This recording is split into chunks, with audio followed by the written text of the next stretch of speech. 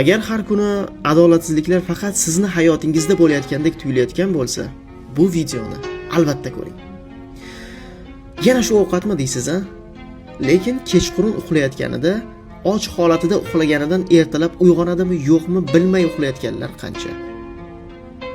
Shu ish jonimga tegdi deysiz. Ishoning, odamlar qayerda, qanday holatda ishlayotganligini tasavvur ham qila olmaysiz. Divanim jonimga tegib ketdi, belimni og'ritib yordi deysiz. Agar mana shu eski divaningizni bersangiz, olib borib joylashtirish uchun uyi yo'qlar qanchaligini bilasizmi?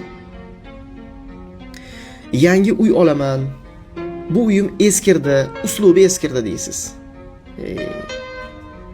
Eskisini ko'rmayotganlar qancha. Suvni ta'mi sal g'alatiroqmi deysiz? Ishoning, siz bilan biz hali g'alati suvni ichib ko'rganimiz yo'q. Yana ertalab bo'ldimi, turish kerakmi deysiz. Uxlayman deysiz. Tura olmay, uyg'ona olmay yotganlar qancha. Raqamlarga e'tibor bering. Bu real vaqt rejimida hozir tug'ilayotganlar va o'layotganlar soni keltirilgan. Vafot etayotganlar orasida hozircha siz yo'qsiz. Shuning uchun xursand bo'ling. Bu videoni ko'rib, albatta kommentariyada shukr so'zini yozib keting. Va yaqinlaringizga bu videoni ular ham shukr qilishlari uchun yuborib qo'ying.